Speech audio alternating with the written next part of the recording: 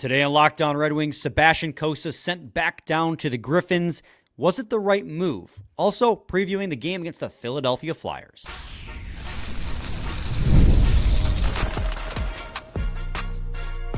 You're Locked On Red Wings, your daily podcast on the Detroit Red Wings. Part of the Locked On Podcast Network, your team every day. Welcome back to the Locked On Red Wings podcast. We are your hosts, Brian Fisher and Scotty Bentley. Scotty's host over at Locked On Tigers, as well as a freelance journalist for the Detroit News, while I am a color commentator for Oakland University, ACHA D1 Hockey. Scotty, happy Thursday. Although I don't know if there's anything to be happy about with Sebastian Cossa getting sent back down to the Griffins. What a transition that was. Nothing to smile you. about in my life on this Thursday, according to Brian. That's crazy. Life sucks without Cossa in NHL. No, we'll talk about it. I mean, we talked about it a lot yesterday, but we'll put a bow in the conversation because a decision was made, and by now all of you know what that decision is. Before we can get to that, I'm going to let you guys know today's episode is brought to you by FanDuel. New customers can place a $5 bet and get started with $150 in bonus bets if you win that first $5 bet. Visit FanDuel.com today to get started. All right, Scotty. We talked about it yesterday. We said, obviously, we had a lot of fun with hypotheticals and like what would it take for Sebastian Cossa to stick around. But we said 99% chance as soon as one of Cam Talbot or Alex Lyon gets healthy, this entire conversation is moot because he will be the one that likely gets sent down. And, well, he got sent down today or yesterday by the time you're listening to this. He got sent down about, 1 o'clock, 1:30 Wednesday afternoon. And, Yeah. Okay, it had to be. Was it the right move? I guess. Was it the right move? Is the question. And it was always going to be, and I think similar to our conversation yesterday. Like, yeah, man, I have no issue with this. Similar to a conversation we've had several other times with a handful of players on this team. I think the top priority for him right now is to get playing time and get meaningful playing time. And he's not going to get that on a consistent basis at the NHL level right now, even if you do believe that he's one of the 2 or 3 best goalies in the organization. So, put him on a team that is going to actually be able to give him that consistent playing time.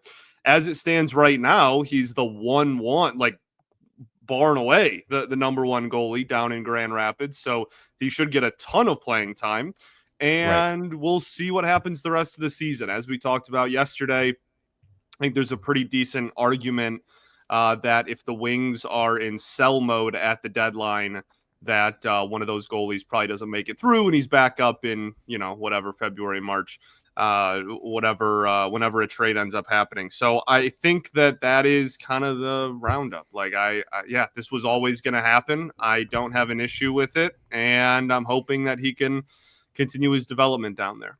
And it wasn't even a question of, is it the right move, really? Like, this is something we neglected to talk about in yesterday's episode. It was a move that had to happen because he wasn't a normal call-up. He wasn't a normal recall. He was called up under emergency conditions. And by the letter of the law in the NHL, when that emergency condition is resolved, the player that is called up has got to be sent back down. Well, Talbot was healthy. He is healthy, and he is going to start against the Philadelphia Flyers, and we'll talk about that.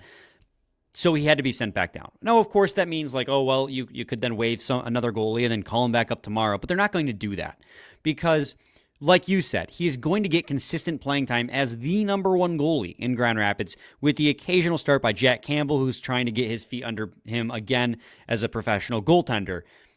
Then that's what you want, because unless you're down to just 2 goalies in Detroit, there is no scenario where it makes sense to keep Sebastian Cossa at the NHL level. The only reason it would make sense to keep him here longer than this emergency basis if he were to get consistent playing time. And if he's not getting consistent playing time when there's 2 goalies hurt and the only other option is Ville Husso, he's not going to get consistent playing time when Cam Talbot, who's, mind you, playing as one of the best goaltenders in the NHL this season, comes back, and now there's 3 on the roster.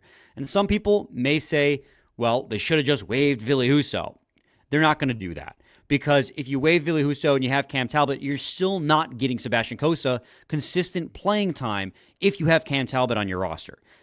It's just the only decision that they had to make, was sending Sebastian Cossa down, and they're not going to recall him again until, like you said, after the trade deadline. And I would still argue, Scotty, you might not even see him unless they move 2 goalies, right? Because then you're still going to have 2 goalies on your roster, even if you move 1. So you're not going to call him up and then just rotate 3 goalies again, because that's still not consistent playing time.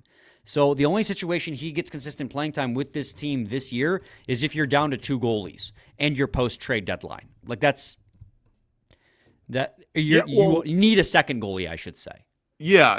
And obviously the big overarching theme here is like health of the goalie room too, right? Like obviously that's probably the biggest factor for all of these guys. That's why Husso isn't getting waived. That's why, they're not cutting ties with anybody that's currently on the NHL roster, in that like they don't even have a fully healthy goalie room right now. They started off the season with 3 goalies at the NHL level, and 2 of them haven't played in weeks. So like they're certainly not going to cut ties and make a goalie room that already is injury riddled even thinner. That would be very counterproductive and is also obviously something that's not going to happen. I think that the bigger curiosity here is what happens to Ville Husso once Alex Lyon is healthy. Because Alex Lyon's not healthy yet, but he is on IR.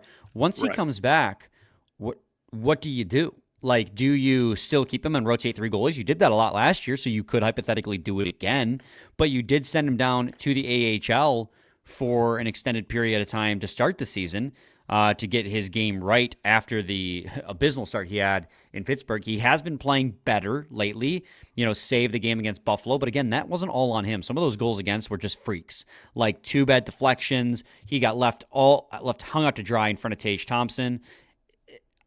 Do you try and sprinkle in each goaltender here and there, or do you try and just continue to ride the hot hand, or you send him back down to Grand Rapids too? I mean, he'd have to go back through waivers, and I guess the risk there this time is now that he is playing better hockey. But like, I'm still confident at $4.75 million. Right. Like, I'm still confident at $4.75 million, no one's taking a flyer on that. And if they do, okay, well, now you're off scot-free. Yeah. I think the Red Wings would love if someone did. And that's not like disrespect to him as a player. That's just like the situation that they're in and that he's in. Like, it's an expiring deal with still quite a bit of money on the books left for this year. Like, yes, the Wings, unless they plan on re-signing him in the summer, like, the Wings would not care at all. They wouldn't lose a second of sleep if someone picked him up off waivers, far more importantly. So like, right. That's not a risk or a factor in that decision at all either. They'll have no issue putting him back on waivers. Yeah, absolutely. So, I mean, ultimately, guys, as fans, right, first and foremost, like, obviously we wanted to see more Sebastian Cossa. That's why we did the whole episode yesterday. We were trying to rationalize a way to keep him here, a path where he could stay with the Detroit Red Wings. But we all knew, not just you and I, Scotty, but I think everyone listening knew that the reason why Ville Husso started that 4th straight game was because of the 2 days off afterwards, trying to stretch it so that Cossa wouldn't see the crease until at all with the Detroit Red Wings. Yeah. And he just ultimately got needed. It was a great story. We have this fun story to tell now. So we got Sebastian Cossa's first game being a relief appearance that was won in a shootout, the first time that's happened in NHL history. But ultimately, the plan was to never actually have him see playing time. And so, because of the emergency call-up situation and just the way they're progressing his career arc, of course he was going to get sent back down to Grand Rapids. End of the day, that was just the decision before he even got called up. That was going to be the decision. For sure. So, anyway, we're going to head to a quick break. When we return, we'll talk a little bit about Talbot as we transition to previewing the Philadelphia Flyers. We're driven by the search for better, but when it comes to hiring, the best way to search for a candidate isn't to search at all. Don't search, match with Indeed. If you need to hire, you need Indeed. Indeed is the matching and hiring platform with over 350 million global monthly visitors, according to Indeed data, and a matching engine that helps you find quality candidates fast. Ditch the busy work. Use Indeed for scheduling, screening, and messaging so you can connect with candidates faster. And Indeed doesn't just help you hire faster.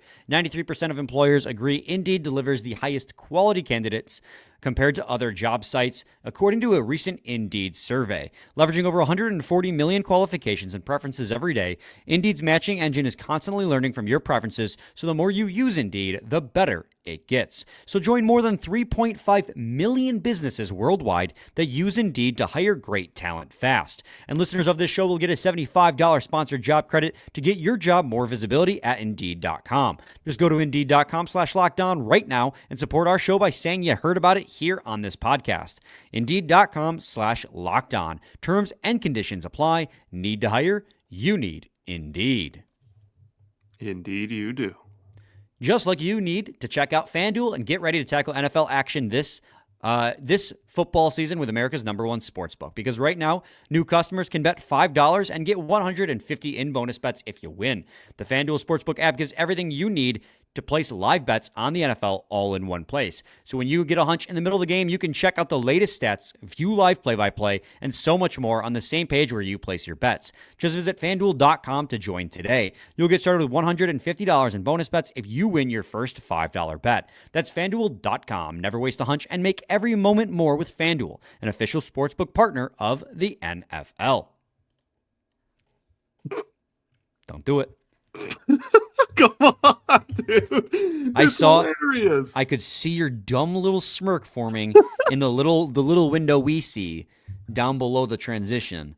Segment 2, Locked On Red Wings podcast. Scotty, Cam Talbot is back and getting the start against the Philadelphia Flyers. So the question here becomes, like, how are you feeling confidence-wise throwing Cam Talbot right back out there versus giving Husso the start after 2 days off? I agree with the decision. I don't know if that means that I'm confident in the decision, but I agree with it. I'm not sure there is a slam dunk, candidate here that's going to make me feel great about what they're throwing out in net so far. But I mean, I think you kind of have to go with Talbot. He has been comfortably the best goalie on the team this year. He's been, quietly in the national viewpoint maybe, but very loudly here. I mean, we talk about all the time how he's been one of the better goalies in the NHL so far this season. And so I think you have to go back to the well there. And we're assuming that he's, his injury wasn't completely debilitating and wasn't like super, super serious, obviously, because he wasn't out that long.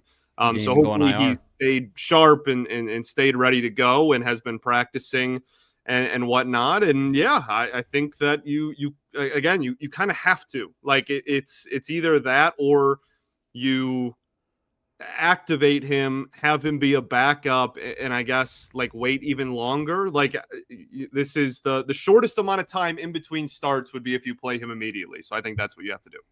Yeah, I agree. Ville Husso, again, like we talked about it, he didn't have a great performance against the Buffalo Sabres, but again, not putting all that burden on his shoulders. 3 starts before that, he looked really good, but I don't see any harm in giving him an extra day of rest. And I agree with you with Cam Talbot if he's healthy. Clearly, if he's healthy enough to warrant Sebastian Cossa having to be sent back down, he's healthy enough to play.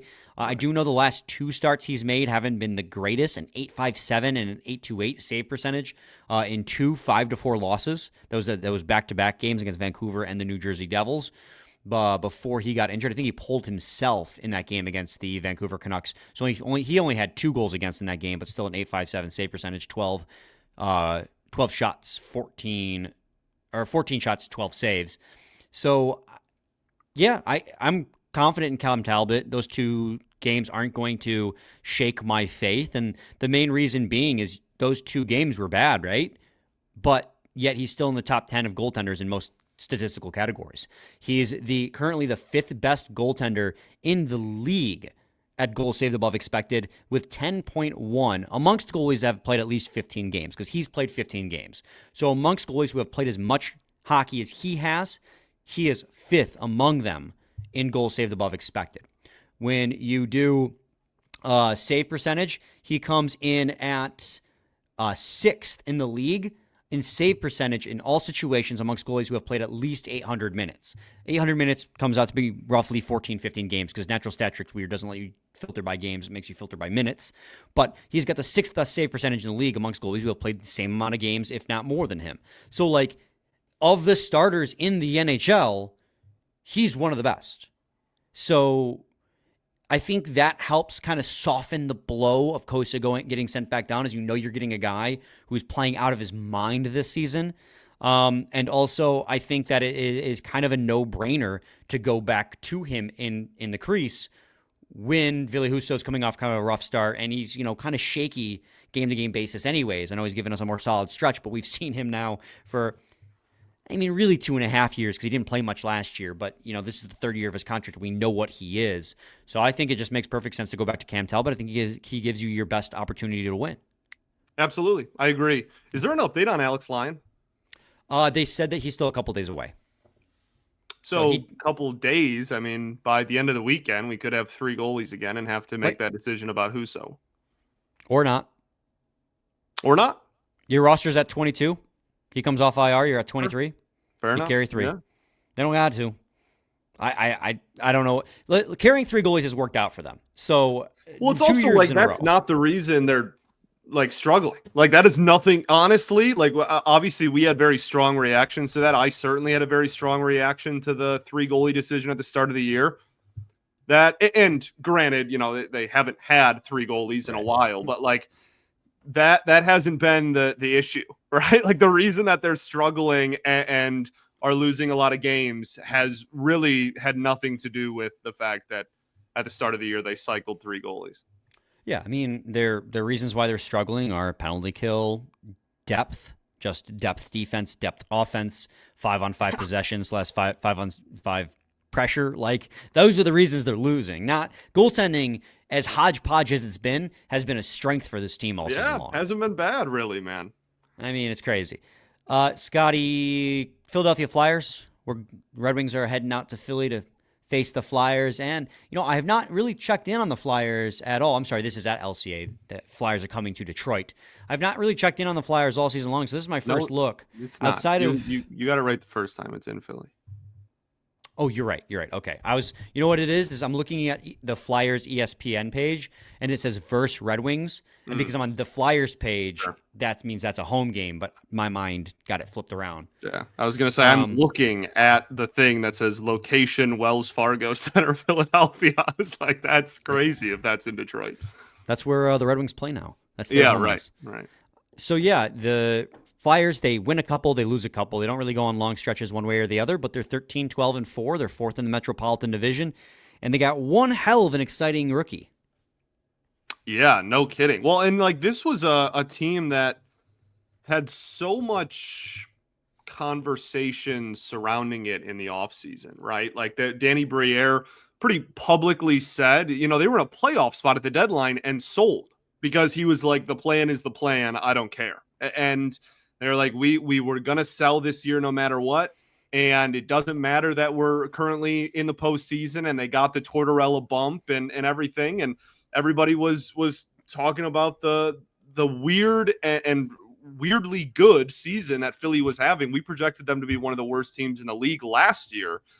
And they barely missed the playoffs only because they did sell at the deadline and then collapse and barely miss. They were in that race, when we were standings watching. Obviously, Philly was on its way down while the other teams were on their way up. So it was already kind of a weird summer where they're like, okay, well, they actually did overperform, but Briere still wanted to sell anyway. And then, I don't know, it was just a weird dynamic. And they said, you know what, we're going to go with youth and we're going to make some, small moves, but nothing crazy.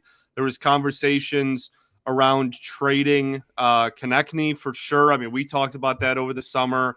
There was, honestly, anybody of decent value for in their starting lineup. There were conversations around trading them at some point, and they didn't do a whole lot. And now they, come into this season with, around a 500 record. They're 5-3-2 in their last 10 and are a middle of the road NHL team.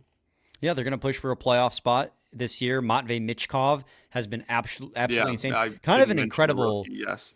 He like forced his way to Philly. Do you remember that draft year? We were there, right? We were at there. LCA, not at the draft. We were at LCA for the watch party. We were sitting like, behind wow. Andrew Rinaldi by chance.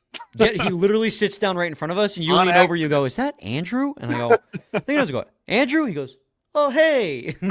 Like literally, of all of LCA, he just happens to sit the seat right in front of us. Super funny. And it wasn't like it was packed or anything. He had the entire bowl to choose from. But it was great.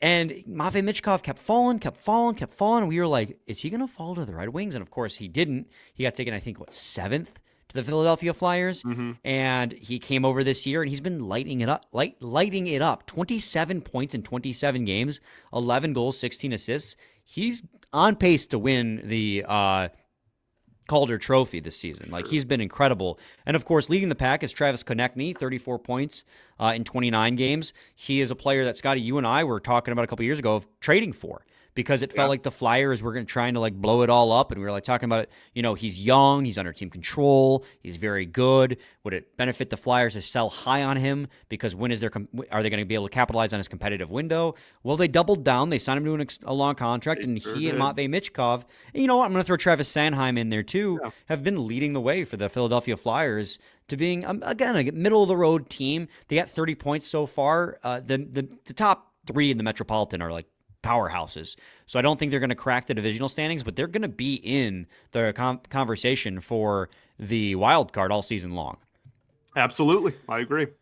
Yeah. We're going to head to a quick break. When we return, we'll finish up our conversation on the Philadelphia Flyers and send you guys into, well, not the weekend. It's only Thursday. Send you guys into our game recap on Friday. So stay tuned to Locked On Red Wings. I mumbled that there. Today's episode is brought to you by PrizePicks.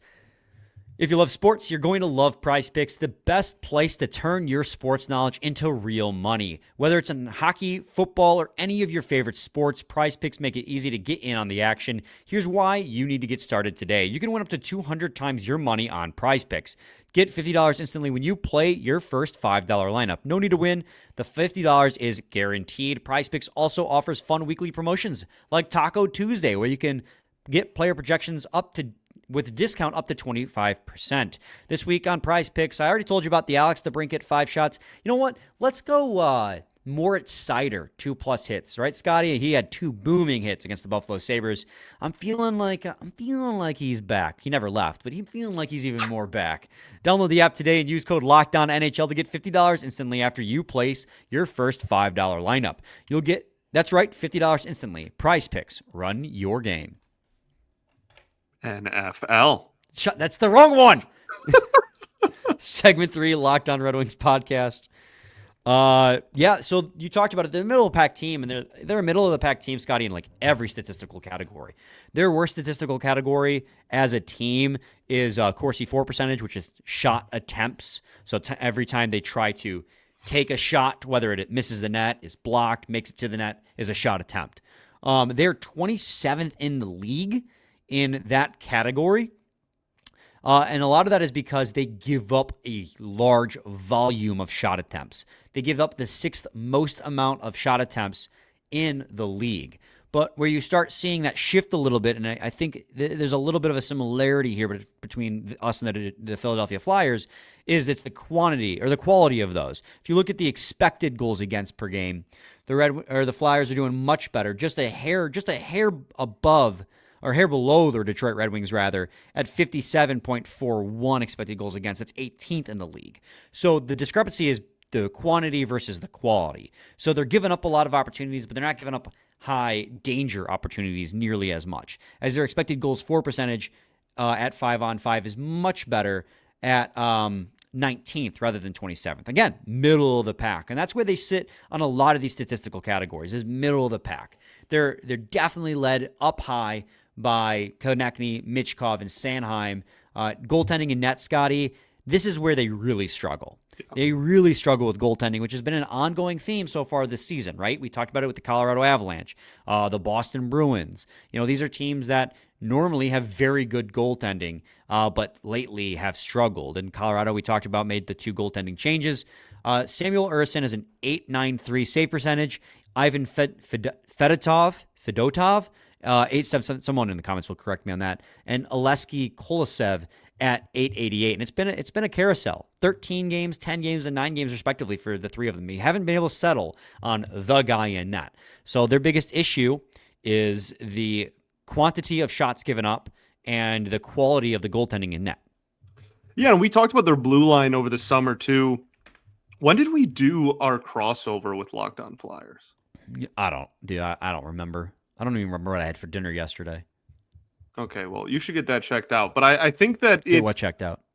Right. I think that when we had our crossover with them, we talked a lot about the blue line. I remember, I don't even remember if it was technically on or off air, but I remember a conversation with them about the blue line and just about the kind of revolving door that it has become. And like when you think of those really good Flyers teams back in the day, the old Pronger and then like Scotty Hartnell, Wayne Simmons, like those teams, like you thought of, a really, really sound and solid blue line. You had a very, very young, Sergei Bobrovsky, like they were the opposite of this. And it's just, for me, it's just very weird to see a Flyers team that is kind of a little bit of a revolving door on the blue line and does allow as many shots as it does. But to their credit, they have figured out how to, despite being in the bottom 5 in goals against a game